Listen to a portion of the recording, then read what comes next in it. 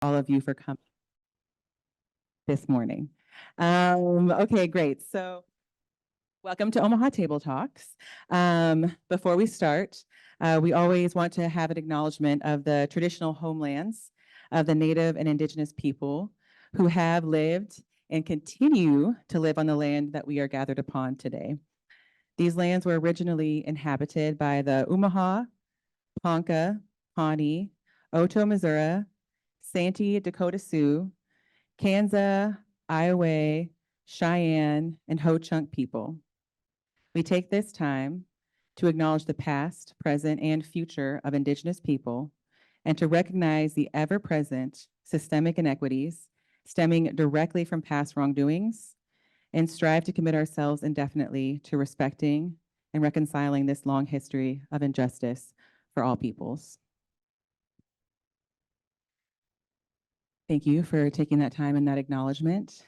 Omaha Table Talks was created in 2003 by the Social Justice Advisory Committee of Catholic Charities of Omaha. An inclusive community has been running this for many years independently, and then now in partnership with many great community organizations. We have 3 amazing partnerships that help us create these table talks. One is our Queer Table Talk with Out Nebraska. Go ahead, Out Nebraska, Sarah Phelps, yeah.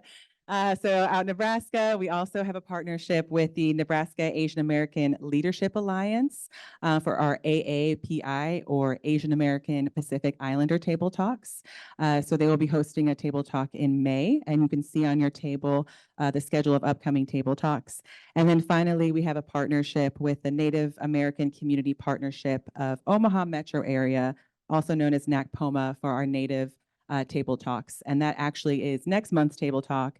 Will be in partnership with our Native table talk partner called A Resilient People, and that those schedules are on your table. So please make sure you come next month and join us for that as well. Just so you know, this is a hybrid event. Obviously, you can see that we do have a Zoom group joining us as well.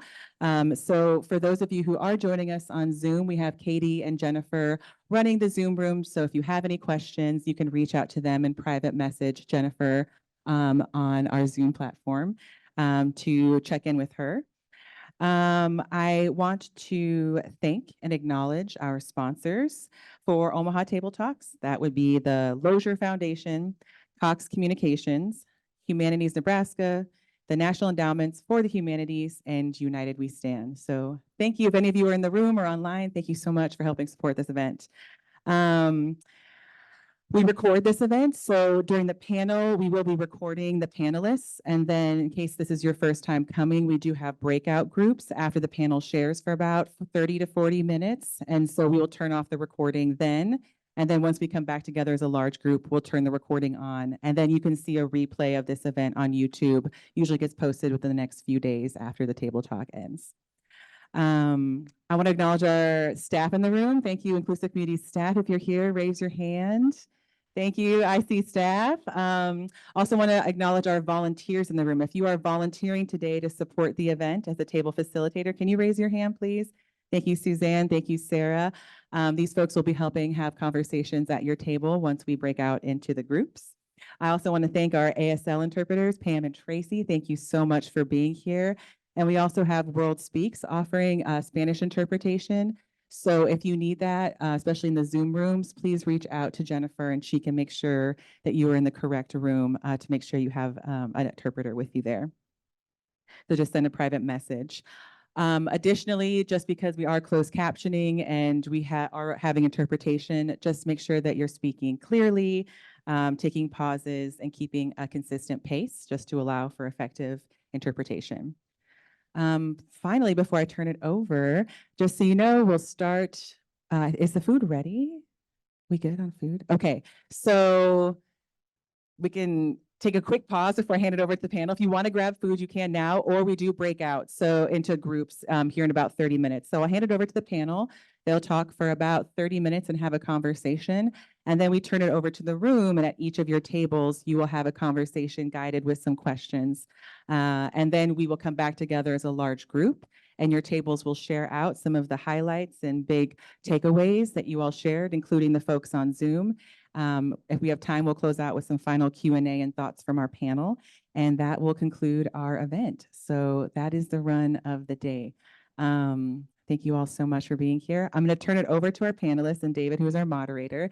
If you want to quietly grab food and bring it back to your table, please do. But we're just going to get started to make sure that we stay on time, and there will be time throughout to go grab that food. So thank you for being here. Thank you.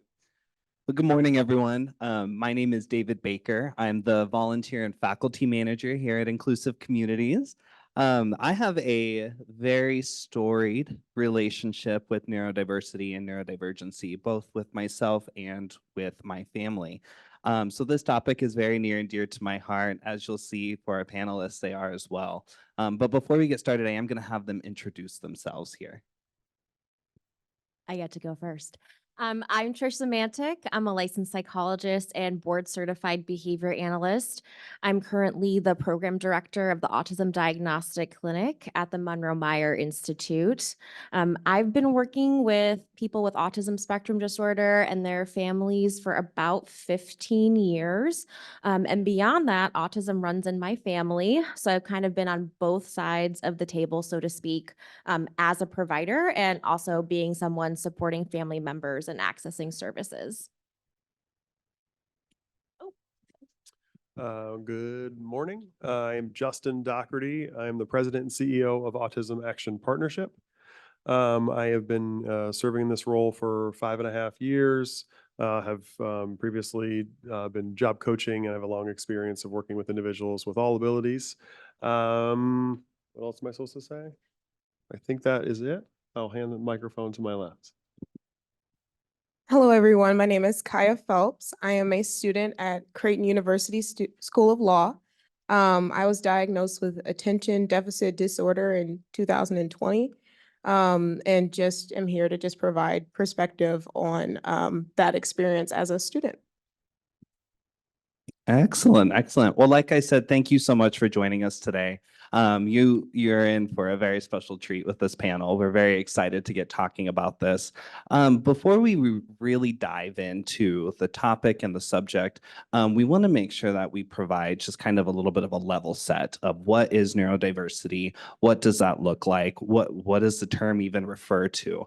So we're going to start with our panelists here talking about what neurodiversity or neurodivergency looks like to them, either in their lived experience, in their work, how they encounter it, and really what that term means to you. And really, any of you are welcome to start.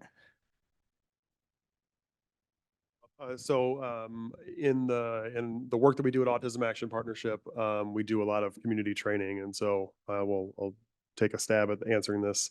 So neurodiversity, the general term means brain works differently. I don't know that's a direct translation, but that is the intent of the words, as a differentiator between an intellectual disability where there is actually working less. So the idea of neurodiversity means that the intellect is there, the ability to process information or the speed is different than others. So it's the term refers in our world, autism specifically, ADHD, dyslexia. There are a number of other diagnoses that fall under neurodiversity. If you Google it, depending on which site you go to, they'll include some mental health and other component, PTSD. But the general idea is that as you receive information or try to provide information, it's different than what would be referred to as neurotypical, would be those without a neurodivergency. So those are some terms that you might hear. ND or NT is also used in our world. Well, and I think something that you might start hearing more about, that's just people are coming into my clinic and I'm hearing it more and more, is this idea of like neurodiverse affirming care. What is that? What does it look like?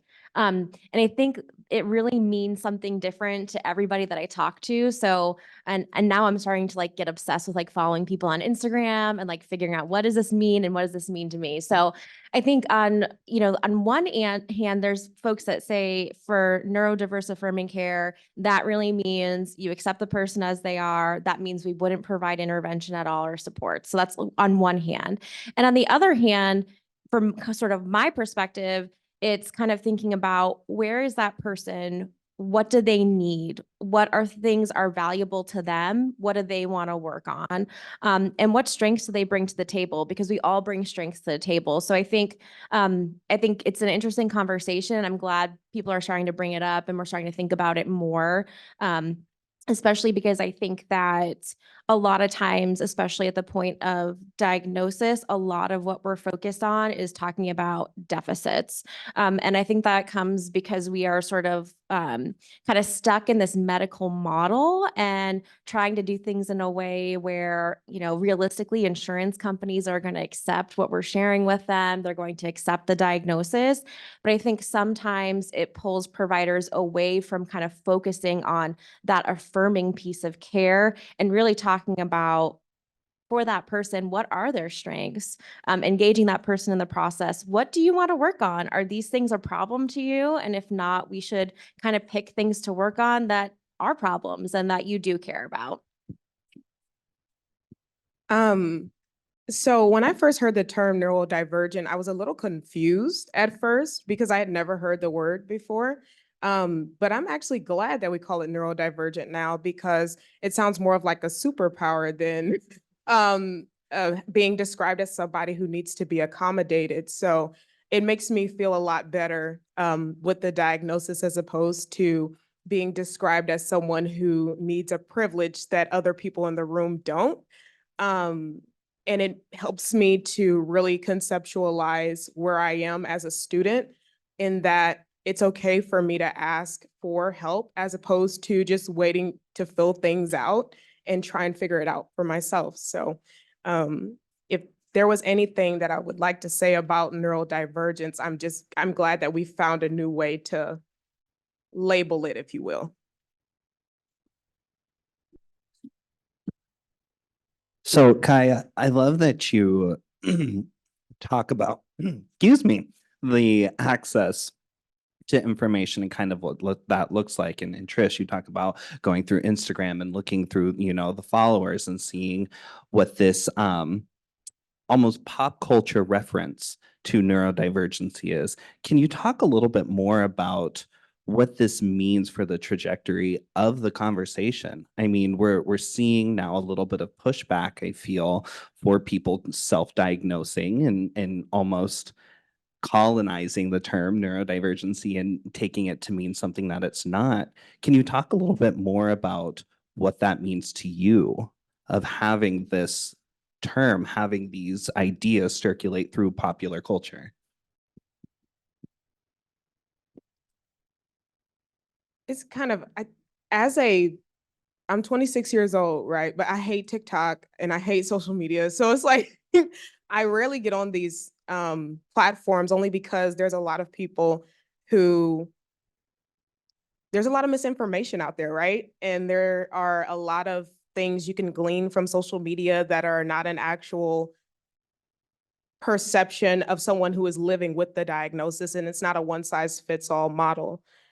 For me, when I listen to a video and someone is talking about ADD and ADHD, I have to make sure that I check myself. Like, just because this individual is experiencing these symptoms or they're experiencing some things that I've never experienced with ADD or ADHD, it doesn't necessarily mean that I will encounter these problems or that I should be going around and diagnosing people that I love and saying, hey, you know, have you checked yourself for ADD or have you checked yourself for ADHD?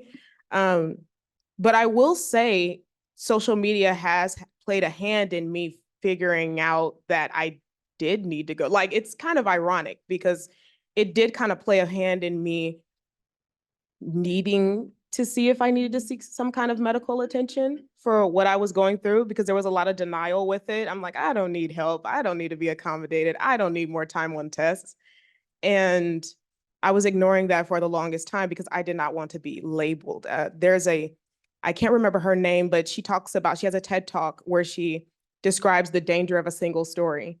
And I did not want to be labeled. I didn't want people to look at me and say, you know what, you have a problem, the way you process. I knew there was something wrong with you, or I knew that, you know, I did not want to be labeled like that. So if anything, social media has helped in that. It has helped me see that there's probably something that I need to explore here, but it can be dangerous in that you do have individuals who want to self-diagnose and actually want to self-educate without being educated themselves. So I think that it's important to have spaces like this to actually become educated and to learn how to interact with people who are really dealing with this in day-to-day life. Yeah, do you have something to add? Autism spectrum disorder, just by definition and in the reality is that there is a spectrum of experience, of symptoms, of perception, all those components. So in the world of neurodiversity that I participate in and the families that we work with too, there's already that experience. Most of what we see on TV when you say autism is Rain Man references or these kind of savant individuals. And so when someone in the families that we work with, there's a term referred to as profound autism, which is gaining more traction and in its terms of a way to communicate the degree in which an individual needs support. So high need of support, 24-hour care, some of those ways to say it, profound autism. And so we have families who will say, I'd say my son or daughter has autism. They're like, oh, how they must be brilliant. And they're like, they use a communication device and they'll be wearing diapers and there's this idea of the spectrum of the need and what the word autism means to somebody because they've watched TV and seen a show that is wonderful and celebrating and allows for the kind of to bring in folks under the tent while also it creates one example of what that is. So I think similar with social media, it's a tool or a weapon kind of thing when it comes to the benefit of it or the negative things it can cause is that the term neurodiverse, the idea is to, again, define individual by being different, not less, is to not be a disability as in the lack of a skill or something's missing is how I define myself.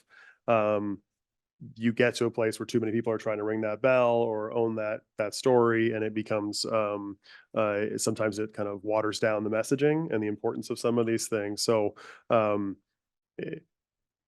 more people that identify as neurodiverse, the less people who are neurodiverse folks feel isolated.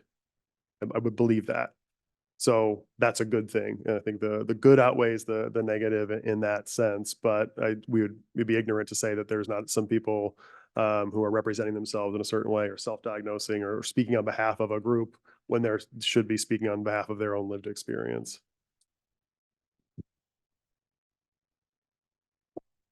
Yeah, excellent. All three of you have talked about this asset-based lens when approaching neurodivergency. What does that look like? Because right now, we are starting to transition as a society out of this deficit base. So what does asset-based support look like?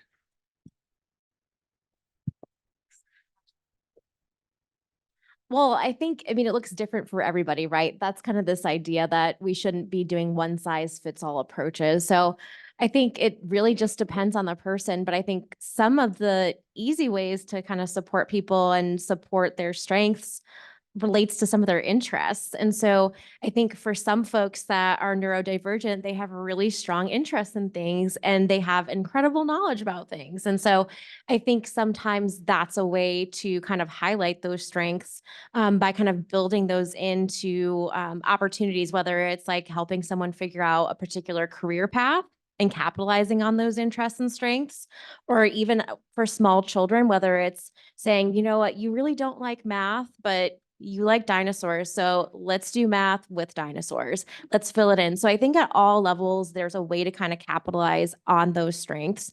And I think too, when it comes to how people think or solve problems or process information, figuring out for that person what that looks like. And if this is a person that would benefit from like visual supports or checklists or things like that, make them available, utilize that strength. I think that it just requires us to put a little bit of thought into what we do on a daily basis.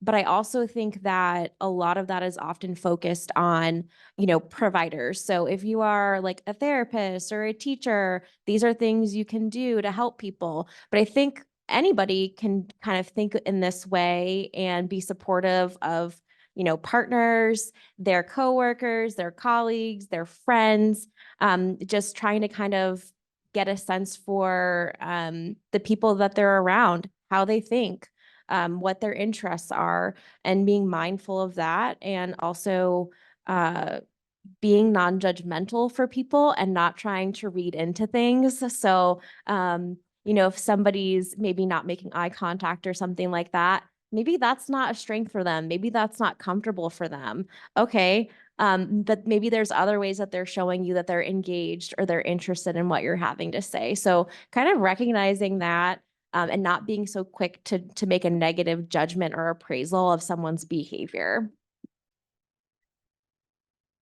For years, I've had to literally tell people who are around me, remind me of this, remind me of that, make sure I call you on this, or make sure and at first I thought it was just pretty intuitive. Like, I just want somebody to keep me accountable. But the fact of the matter is I could be doing a task and then break right in the middle of that task, even though it's completely important because, oh my goodness, my room is not clean. I have to fix this.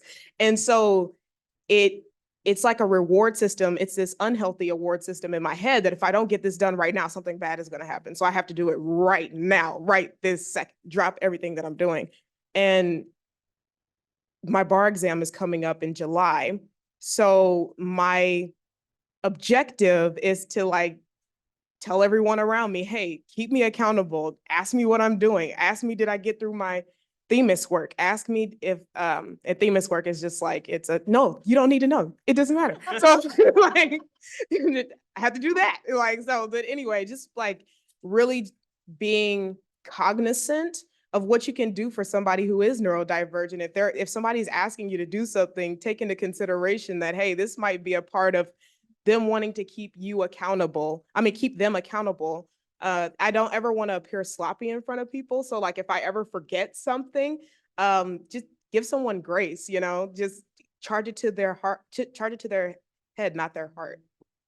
Yeah, so that sort of thing. And just give people grace. Like my good friend Taylor over there, I always tell her all the time, like, I told her last minute that this is today, even though I told her 2 days ago I would text her. And so just that kind of grace, and just make sure that you have people around you who are actually supporting you and not making you feel bad for who you are as a person, and just surrounding yourself with that and people who can keep you accountable with love.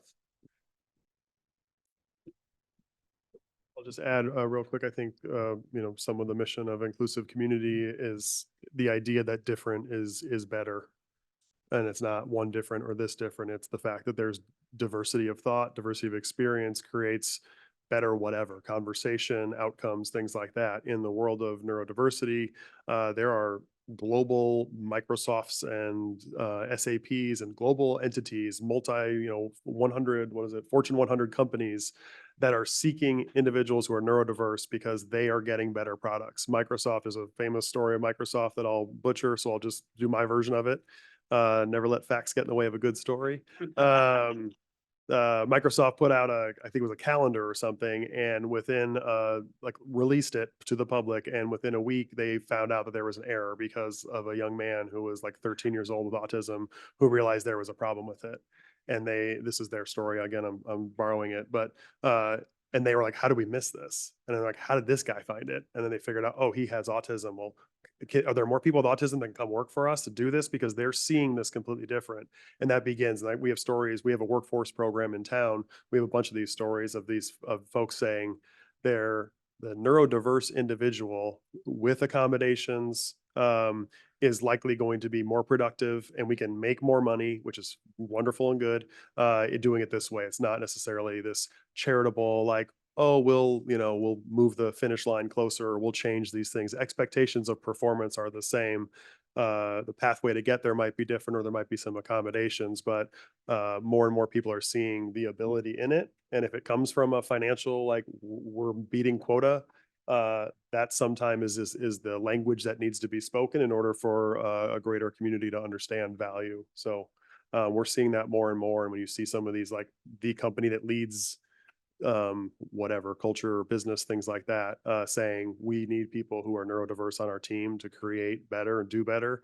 And get a competitive advantage, like that's a message that's hopefully being received by communities all across the country, world. Yeah, excellent.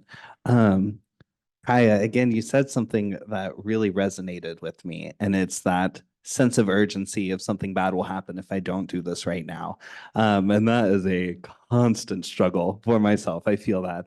Trish, I'm curious to kind of hear, because you, correct me if I'm wrong, you primarily work with children, correct? What do the systems of support look like as, or what can or should they look like as kids transition into adulthood? Because I feel like that support system for neurodivergent adults is still lacking within the conversation. Yeah, absolutely. I think there's tons and tons of supports for our little kids. And I think that the systems that we have do a really nice job, but there's sort of this drop off once kids sort of reach adolescence and then adulthood. And I think in terms of a school system, really once kids are 13, 14, they should be involved in any sort of special education that they're receiving in terms of even like actively going to those meetings, talking about the goals that they have, talking about their career path, and getting that experience to learn to be self-advocates. But I do think that we sort of sometimes assume that people are just going to learn how to be self-advocates, and we don't necessarily have curriculum or time spent in the day kind of coaching folks and making sure they feel comfortable advocating for themselves. There are some folks with autism that are going to, go through school, get a high school diploma. They're going to go on to college, university. They're going to get jobs. How do we make sure that those folks feel comfortable saying, hey, you know what, the lights overhead are killing me. Like, I'm going to be a much better worker if you can dim them. This environment's too distracting for me. Like, I need a separate workspace. We really want people to be able to have those skills to navigate various environments. So I think that's one thing, is trying to figure out how do we kind of build in that programming so that we make sure that people are having those skills when they leave. But I think advocacy too for any person with autism or who's neurodivergent at sort of any kind of developmental level is important. Even making sure that folks have the ability to exercise making choices about like their day-to-day life, what they're learning about, what they're eating for lunch, what they're dressing, how they're cutting their hair. I think sometimes we don't necessarily provide opportunities for folks to make choices. There's almost this idea that's not, they can't do that.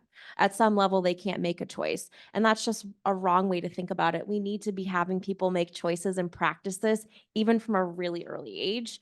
And I don't know that we are always doing that.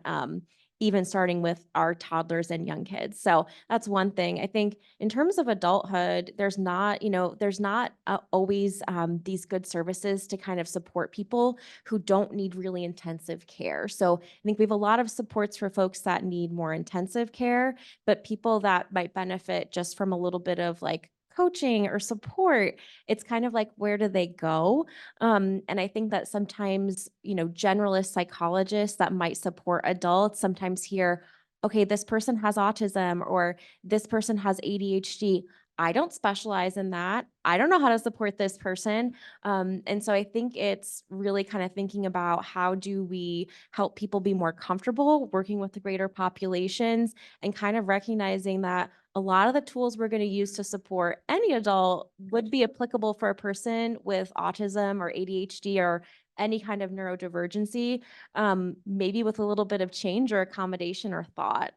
So I think people sometimes are just a little bit intimidated when they hear these different concerns or different categories.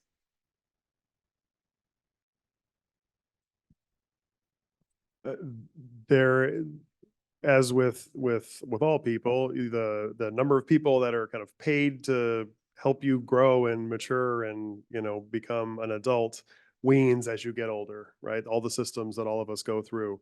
It is the same with in the land of disabilities, and it's either I think more of a hindrance to success when we hear from families all the time. Once they're 21, they leave the school system, their connection, their supports goes back to like the bloodline, the family, or the whatever definition of family there is, of that is who takes care of them. or answers any question at 2 a.m. or helps them navigate, a car accident that happened and therefore they have to take a detour on their way to work. And that detour is a change in routine and it completely disrupts their entire day, or longer. So that exists. I want to recognize it exists for everybody. The idea is that, we're helped to grow and learn to be able to take care of ourselves through all systems. But again, with all individuals with disabilities, there's that lack of having that continued support can be a much larger significant barrier. Also, without getting on a soapbox here, so many people do things because they want to get paid and they got to pay for their own lives. And there are not dollars and services through insurance companies or waiver dollars or things like that that are designed to fully cover all of these things. There are a lot of folks that can, with a little bit of support, can do a lot of wonderful things. Who provides that support? How do they pay their bills if they're providing their support 3 hours a month? And so some of the systems in place, and I think we're getting closer and closer to it. The more that people see a little bit of support can go a long way, can help a person. If I need to make a phone call in 90 days about one specific issue, and I don't have anybody to call, but that one specific issue can set me back. I can lose a job. It's a car payment or something like that. That can derail years of success. And then what does that mean? So I think we're getting closer and closer to it. We're not there yet. So some of this is a system, and some of this is we have to acknowledge that there's a value that is not being placed on the importance of these services and what it can do for the individuals as far as their ability to thrive. I think also there are a lot of negative connotations to some of these diagnoses. Like my brother is autistic and I didn't know that he was having trouble. He goes to school here. I didn't know that he was having any trouble in school until someone told me, hey, he's not doing so good. And so, I mean, albeit she wasn't necessarily supposed to tell me that, but I got to see that he wasn't getting properly accommodated. He wasn't getting the resources that he needed. And when I asked him why, he said that he didn't want to single himself out. And so it makes me sad that there are resources for you that are set up. This is not a privilege for you, it's a right. It is a right for me to be accommodated according to the diagnosis that I have. So you should not feel like you are on this superior tier as opposed to your classmates. You should feel empowered to reach out. But if you don't feel empowered, you should feel comfortable enough to at least ask somebody to advocate for you. And I believe that because we have put so much negative connotations on special needs or having to go on a smaller bus or, things like that have been passed down historically to make people feel like they are other, has contributed to people not getting the resources that they need. And if we were to just dispel some of that or relabel it, then I think that we would see that more people are actually willing to be accommodated, willing to get the resources that they need to be successful here in the world. Well, in talking about the accommodations piece, what does the ADA look like in relation to neurodivergency? We do think about the ADA a lot in terms of physical disabilities and sometimes developmental, but when it comes to neurodivergency, what are those accommodations? I'll just quickly speak on, I'll quickly speak on, well, listen, I cannot give you the law on the ADA. I will not give you the law on the ADA because I want to sit for the bar and I'm not an attorney. So yet.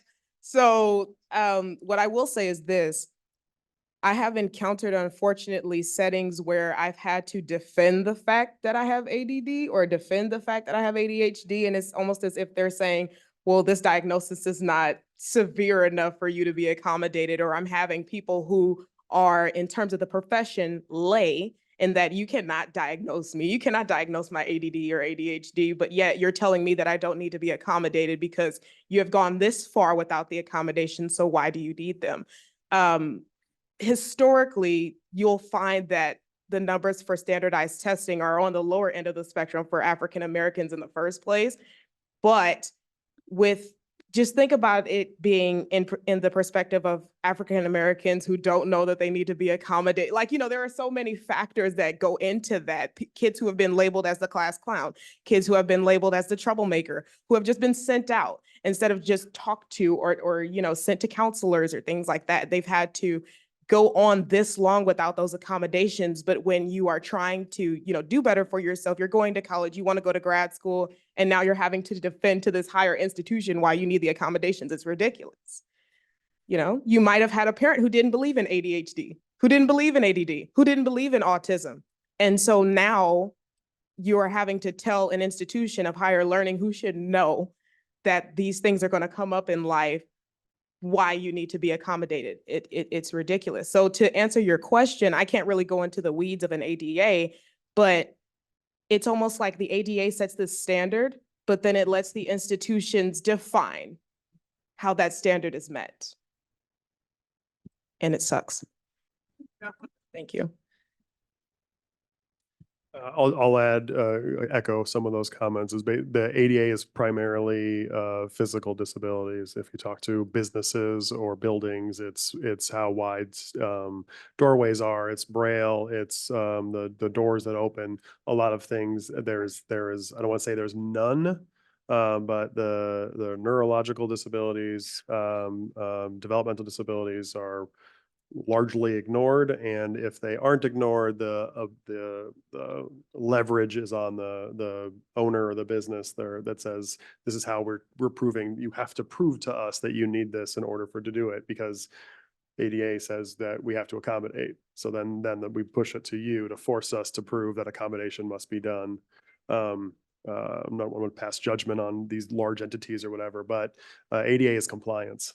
It is do this or else. So if you do that, you're in compliance. You don't need to do anything more. And some people, whether it's by intent or by how much room they have on their plate or how much money they have in their budget, are going to do exactly the bare minimum because they have to, because it's against the law not to. And that's better than it was before ADA, but it's nowhere close to where it needs to be in order to be truly inclusive.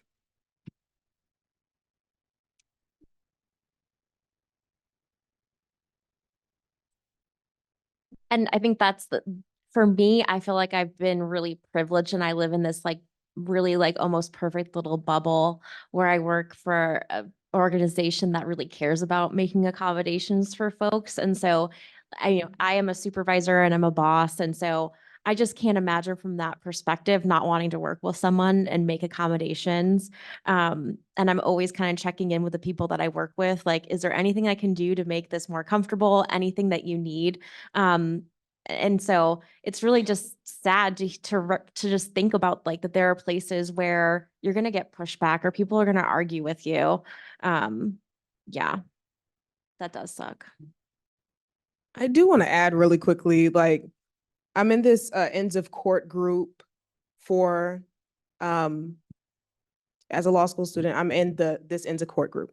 And one of our presentations is ADA accommodations in the courtroom, which I didn't even know that we had.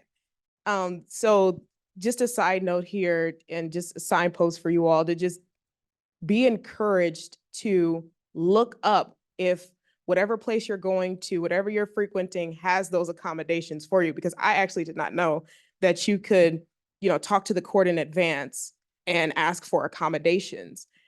So that's just a little side note there. So, because it just reminded me that no matter where you go, there may be a provision for you if you have a certain diagnosis or if you have something that needs to be accommodated, that you can outright ask for it, and they are supposed to, by law, provide that for you.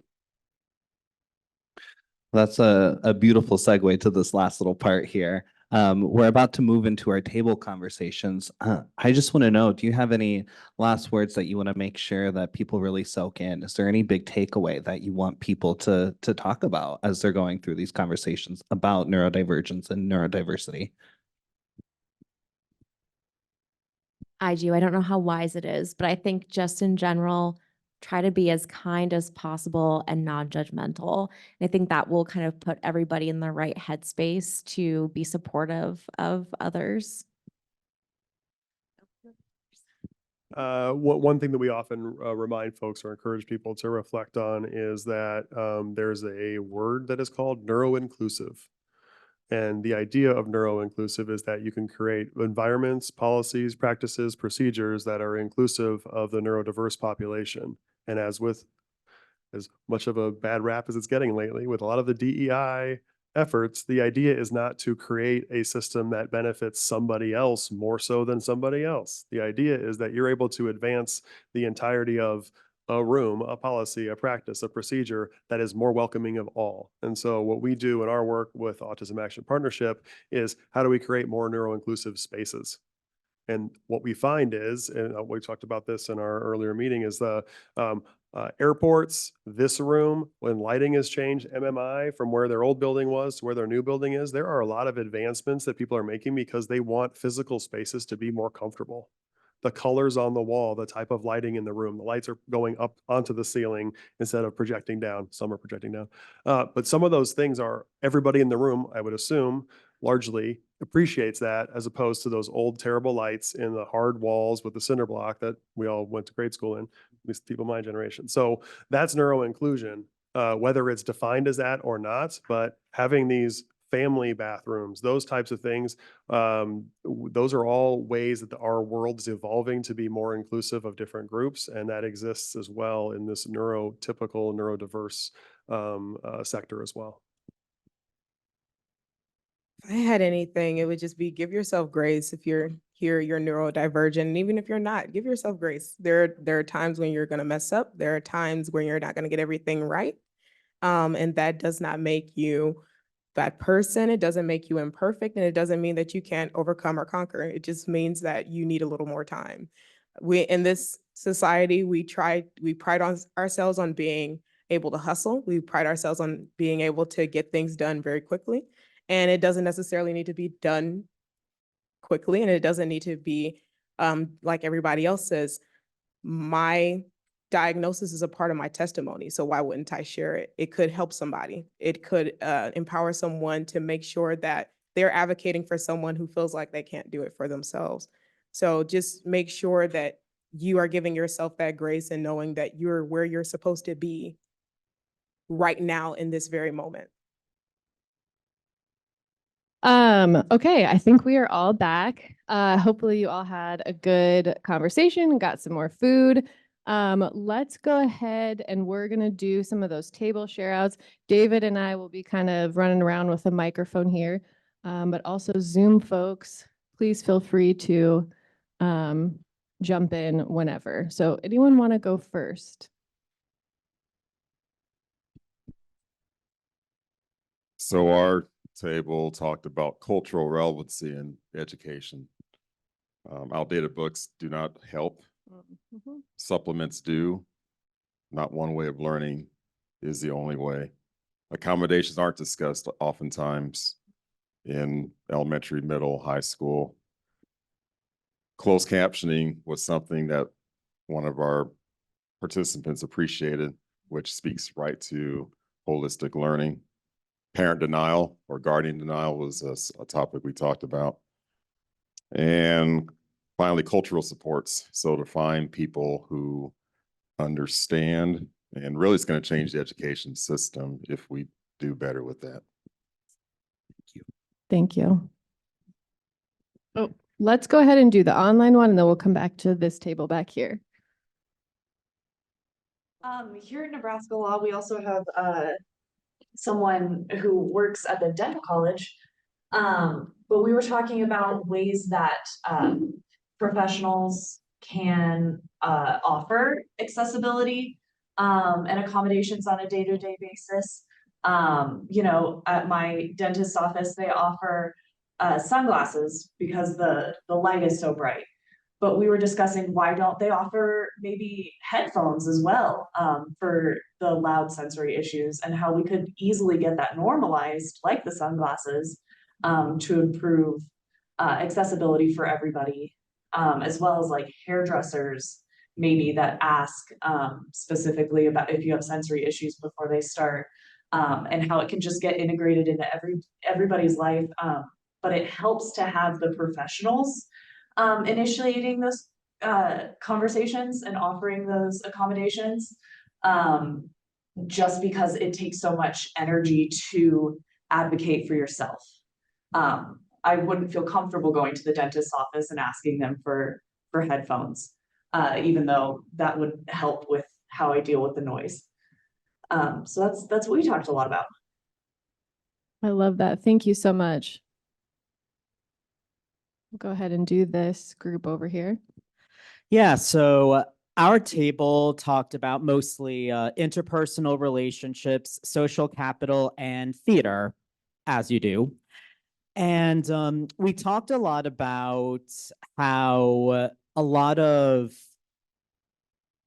there's so much that rides on what kind of relationships that you build in the industry, and how that makes some industries like the theater industry, which is a very social industry, inaccessible for a lot of neurodiverse and autistic folks. We also talked about like interpersonal relationships and how we can build systems that work for both parties in a relationship that don't necessarily have us to have to like remind each other of things, or even just feel alienated in the relationships. Like some solutions we came up with were like, lists, shared calendars, shared notes apps, reminders on the phones, to-do lists. And we also talked about one more thing about some of like our experiences with ableism, specifically tone policing, masking, and folks saying what we may say in bad faith, essentially. And is there anything else that I want to talk about? It was brought up that neurodiversity is the next step of our evolution because of how justice oriented and focused a lot of neurodiverse folks are. So that's what we discussed. Thank you so much. I love that.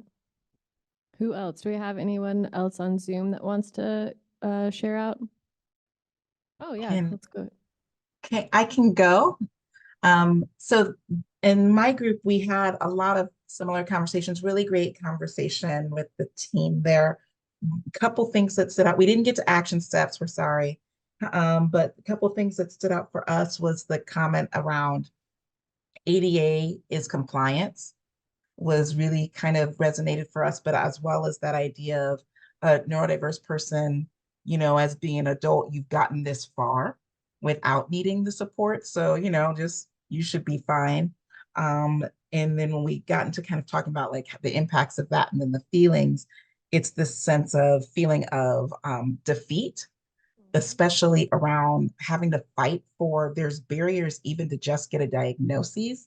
And we talked a lot about folks that are undiagnosed and the impact that this is on them. Like it's one thing to finally get a diagnosis, but what about you have all the signs and you can't get it?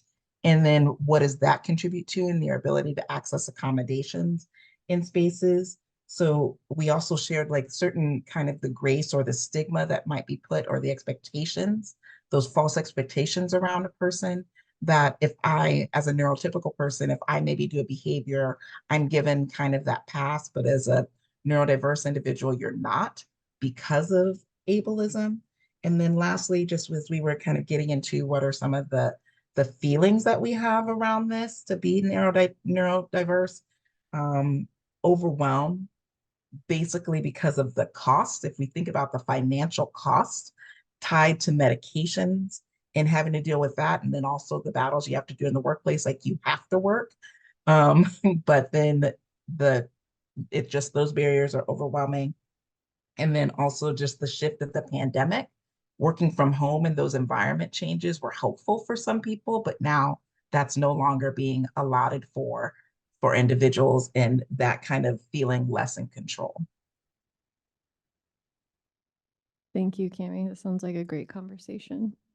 Yeah, anyone in this room?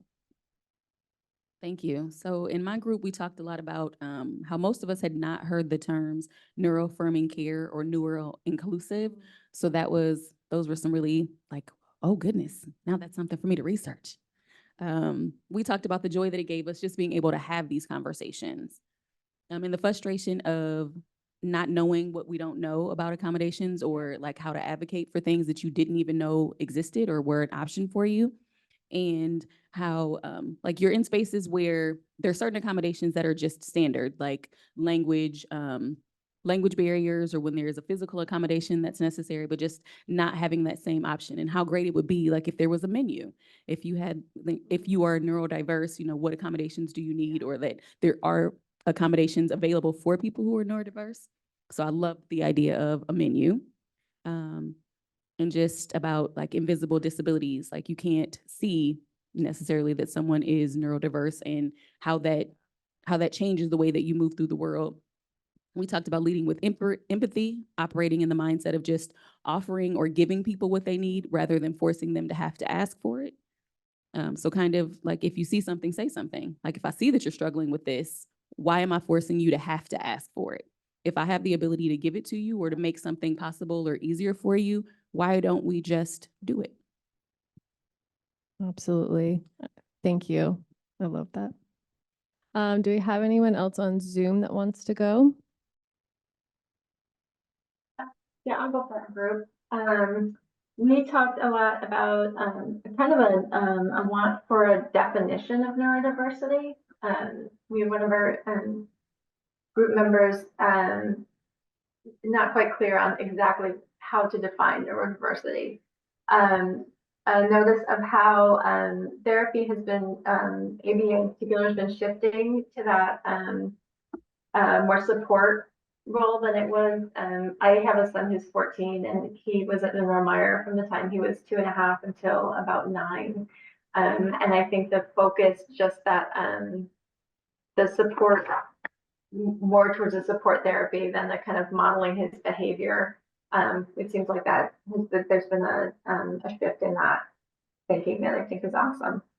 A feeling from some of our neurodiverse group members of like, where do I belong with my invisible disability? I spend so much time masking. Am I truly neurodiverse? Am I, you know, just I think the expression of a frustration of kind of not knowing where they belong in the kind of pot of ability and functioning, brain functioning. Let's see. When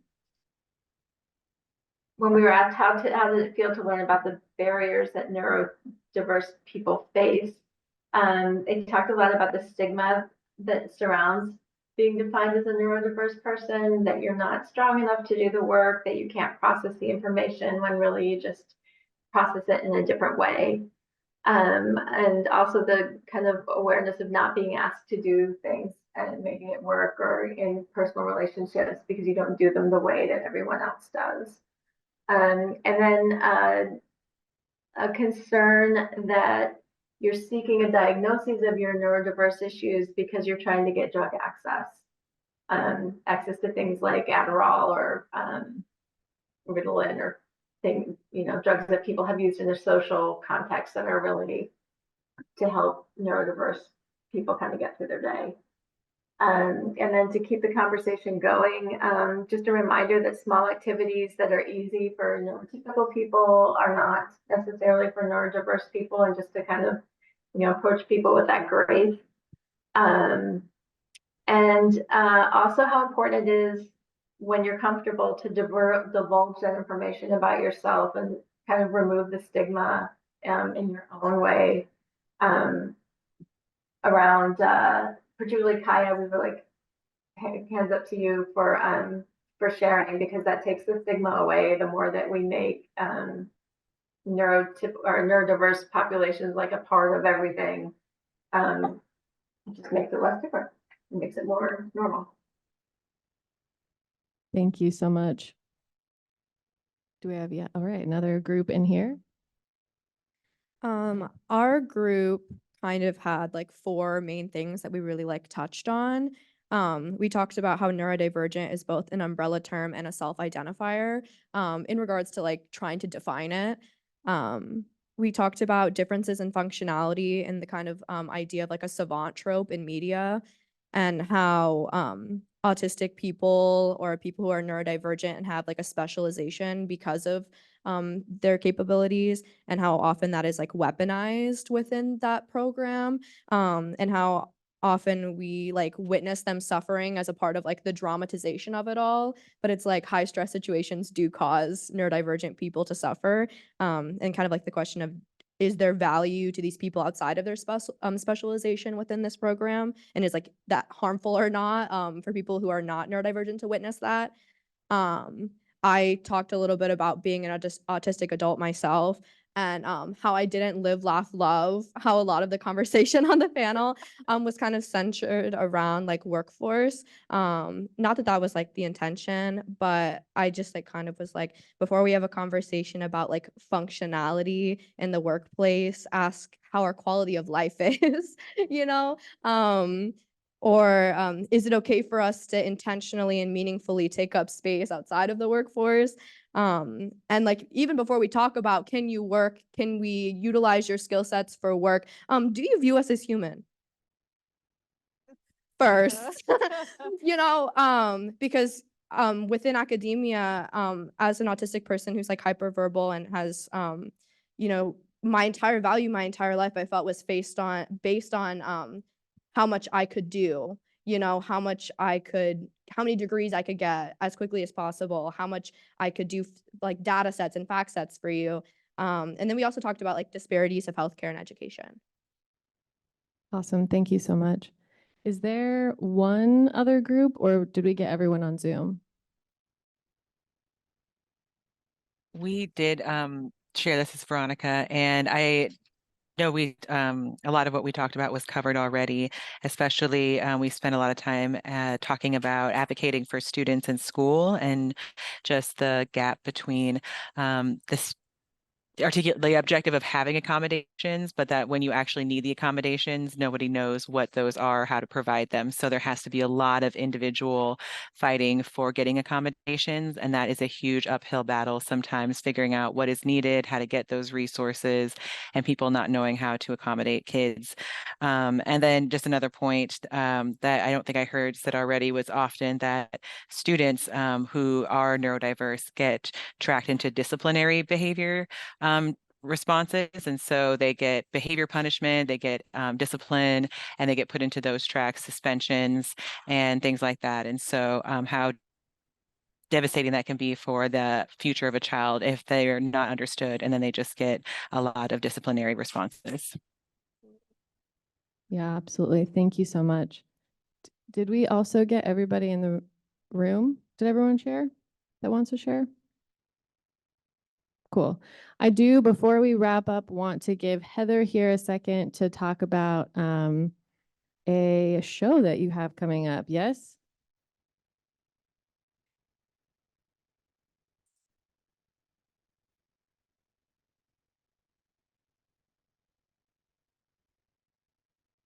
I'm Heather with the Blue Barn Theater, and we are opening a show next week called More of a Heart. And I am here with Dave Osmondson and Alan McLeod. And Dave is a playwright of the show, and Alan is the director. And I'm going to pass the microphone over to them so they can tell you a little bit more about the show. Hi, y'all. My name is Dave Osmondson. My pronouns are he, him, his. I am a queer and autistic playwright based in New Jersey. And I am honestly thrilled is such an understatement to be premiering my play More of a Heart at Blue Barn Theater after it was workshopped at the Great Plains Theater Conference here in Omaha last summer. So More of a Heart tells the story of Mary Ellen, who is I hope I don't offend people with this, an autism warrior mom whose son Zachary is grown up and is in college and is conquering the world, except he's struggling at college, as I certainly did as an autistic college student my freshman year at least, and sophomore and junior and senior year. And he's starting to develop his own thoughts and feelings about his behavioralist upbringing and is trying to gain his own independence from the shadow of his well-intentioned but unfortunately harmful mother. And then when an unexpected crisis hits their lives, will mother and son say the things they need to say to each other before time runs out? It's basically my autistic terms of endearment. So we open next Thursday. Our cast is incredible, and my director, Alan McLeod, here is also incredible. So I'm going to pass it off to him so he can tell you a little bit more about the show. Absolutely. Thank you, Dave. Yeah, my name's Alan McLeod. I am the director of More of a Heart. It's been a real privilege to work not just with Dave on this piece, but also with Blue Barn, who I've worked with a number of theaters in my day, and most of them like to talk the talk. And I have found, and I think Dave agrees by his vehement nodding, that Blue Barn also walks the walk. This has not just been a process where we wanted to put up Dave's play in an intentional and neuro-inclusive way, but also the rehearsal process. Much of the conversation that we had here, we have two theater industry workers, is that until like 2016, there was one big play, or sorry, in 2016, there was one big play about an autistic character called The Curious Incident of the Dog in the Nighttime.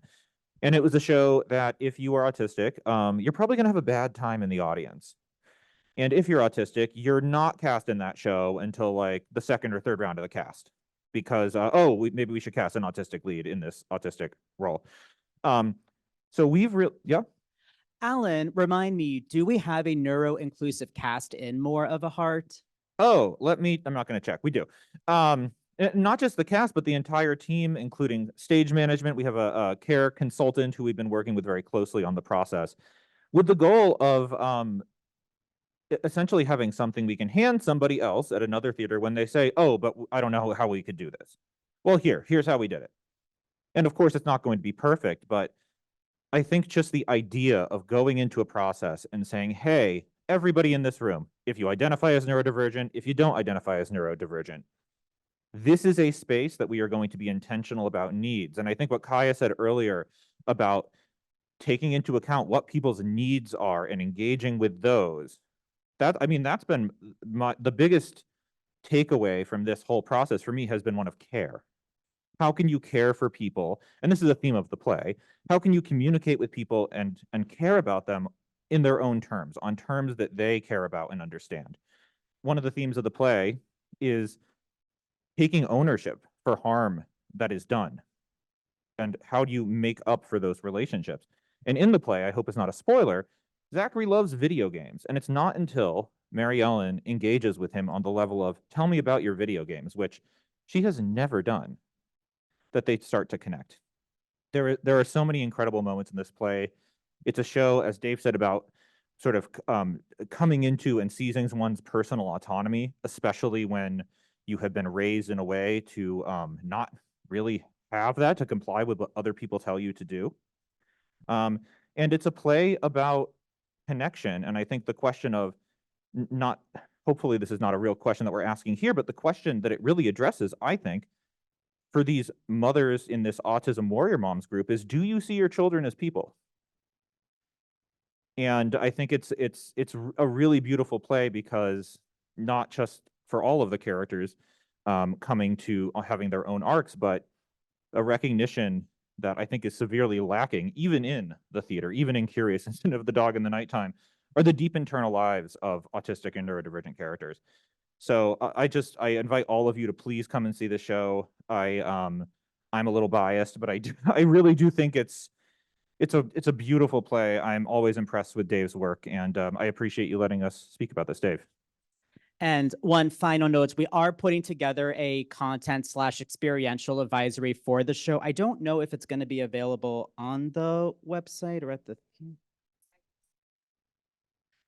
Great, because the show does deal with some pretty intense subject matter that if I go more into it, it will be considered a spoiler, but before you see the show, consult with the experiential advisory and decide if this is the right show for you to see at this time. Thank you. And one final thing too, for those of, and then we will actually be done. For those in the audience here, or for people who might be interested in theater with sensory needs, we are trying to be very intentional about the lighting and sound choices in this show. We do not have any sensory friendly performances, because our hope is that they are all sensory friendly performances. So with that, we will turn the mic back to the organizers, but thank you all so much for your time and attention.